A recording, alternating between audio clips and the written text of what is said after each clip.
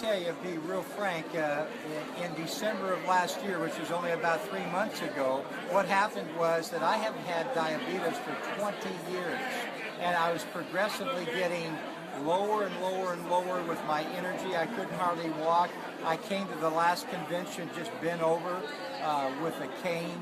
It was so bad, and they had told me, the doctors, they're going to cut my leg off in December 15th exactly.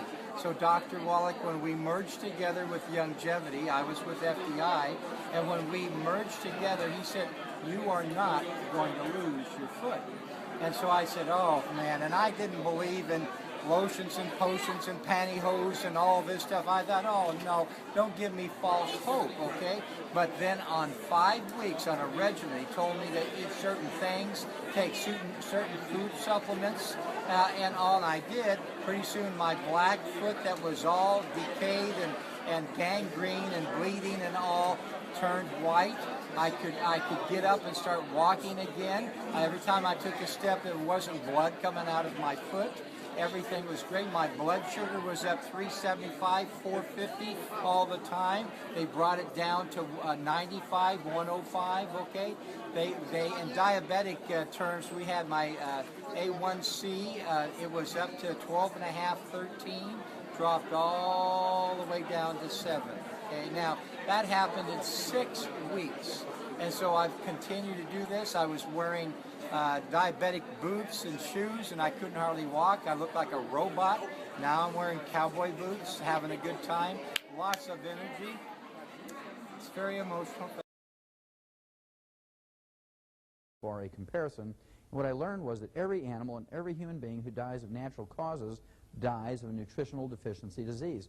And I got all excited about nutrition again, and I wrote 75 scientific papers. They were in medical journals and veterinary journals, international pathology journals.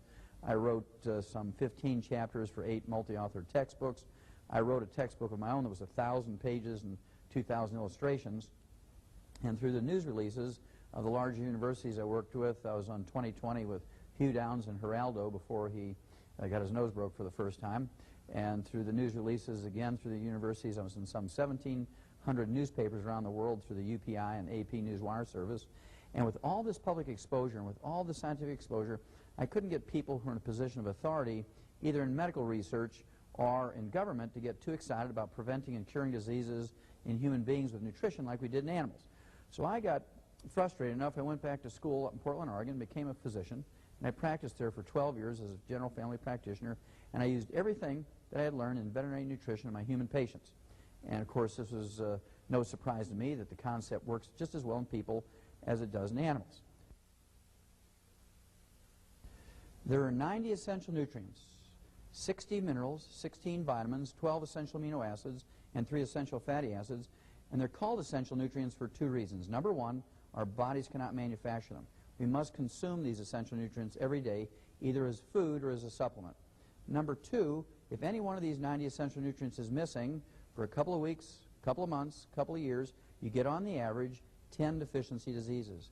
10 deficiency diseases times 90 essential nutrients, that's 900 diseases that are preventable with proper supplementation. And the nice thing about this concept is, if you have any of these 900 deficiency diseases and you supplement properly, you have every honest expectation of getting some significant benefit. Many people will get 100% better. Then, we haven't had to think about this over the years since human beings have been on Earth, simply because our food plants, our grains, vegetables, fruits, and nuts, have been able to manufacture the vitamins, amino acids, and fatty acids. And this whole concept was very interesting to researchers back in the 30s and 40s. They believed that you could get everything you needed from your 4 food groups because plants did manufacture vitamins, amino acids, and fatty acids. And that's where that whole malignant, dumb belief came from, that you could get everything you needed from your 4 food groups. And of course, that little sentence has killed more Americans than all the foreign enemies put together in the 220 years we've been a nation. Now, you notice I didn't talk about minerals. Minerals are a different concept. Minerals cannot be manufactured by plants, as we've already said.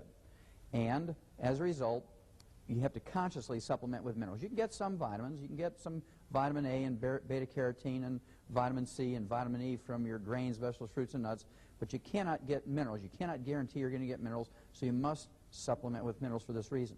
How important are minerals? Well, They're used as cofactors for vitamins. You cannot use vitamins without mineral cofactors.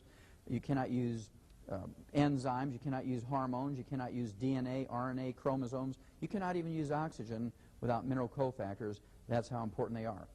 Secondly, minerals do not occur in a uniform blanket around the crust of the earth. Minerals occur in veins like chocolate ripple ice cream. And you know that chocolate ripple ice cream is 99% vanilla and it's just 1% chocolate. And here's our problem.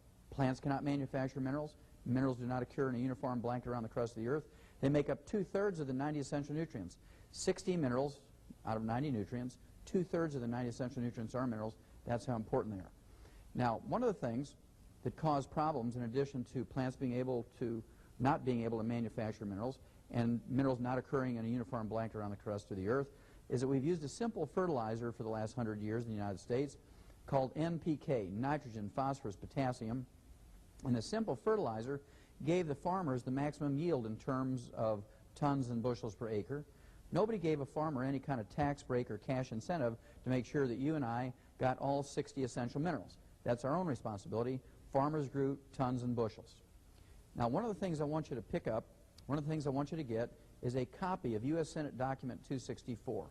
U.S. Senate Document 264 says that there's no longer any nutritional minerals left in our farm and range soils, and as a result, the grains, vegetables, fruits, and nuts that are grown there are minerally deficient, and as a result, the animals and people who eat these minerally deficient grains, vegetables, fruits, and nuts get mineral deficiency diseases, and the only way to prevent and cure them is with mineral supplementation.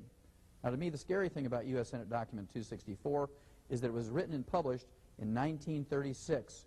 1936. And at that time, we began to put vitamins and minerals and trace minerals into animal feeds to make up the difference. And, of course, since that time, we've been able to prevent and cure all kinds of diseases in animals with these nutritional formulas. Unfortunately for human beings, we got wonder drugs in 1936. We got sulfa drugs in 36. We got penicillin in 38.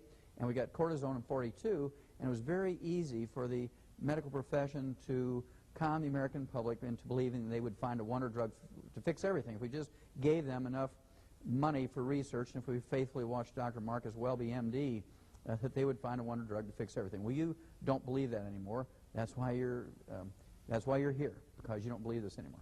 You cannot get everything you need from your four food groups, and you must supplement with your vitamins and your minerals. There are 5 early warning symptoms that even a 5-year-old can recognize when you have mineral deficiencies that are dangerous and life-threatening. Number 1 is white, gray, and silver hair.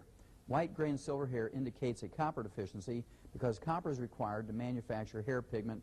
Doesn't matter if your hair color, if your original hair color is blonde or red or brown or black.